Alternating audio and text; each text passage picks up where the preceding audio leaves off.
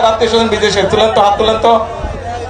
এই যে অনেক মানুষের আত্মীয় স্বজন বিদেশে, আত্মীয় স্বজনের সাথে যখন কথা হয় ওরা বলে না বিদেশের দেশগুলো অনেক সুন্দর, বলে? গল্প শুনুন না ওদের কাছে।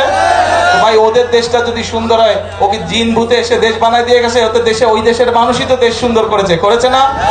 ওদের তো জিন এসে দেশ সুন্দর করে নেই, ওই দেশের মানুষই তো ওদের দেশকে গড়ে তুলেছে, তাই তো? ওরা পারলে তাহলে আমরা কেন পারবো না? আমরাও ইনশাল্লাহ পারবো। এই দেশের মানুষই ৭১ সালে যুদ্ধ করে এই দেশ স্বাধীন করেছিল। এই দেশের মানুষই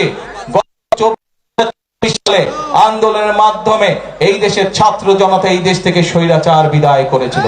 কাজেই এই দেশের মানুষই শহীদ জিয়ার সময় এই খাল খননের মাধ্যমে, পানি সরবরাহ করার মাধ্যমে এই দেশ থেকে খাদ্য উৎপাদন দ্বিগুণ করে দেশ থেকে বিদেশে খাদ্য রপ্তানি করেছিল। তাহলে এই দেশের মানুষ যদি এতগুলো কাজ করতে পারে, ইনশাআল্লাহ আপনারাই গড়ে তুলতে পারবেন আগামীর ভবিষ্যৎ বাংলাদেশ।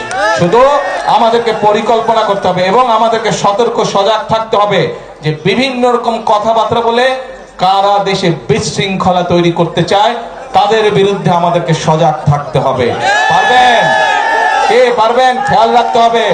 অনেকে আছে মিষ্টি মিষ্টি কথা বলে কিন্তু বিভ্রান্ত করতে চায়, কিন্তু আমাদের রাজনীতি হচ্ছে কৃষকের উপকার করা, আমাদের রাজনীতি হচ্ছে মা বোনদেরকে স্বাবলম্বী করে তোলা, আমাদের রাজনীতি হচ্ছে এলাকার মানুষ, দেশের মানুষ, গ্রামের মানুষ কিভাবে ভালো চিকিৎসা পেতে পারে সেই ব্যবস্থা গড়ে তোলা।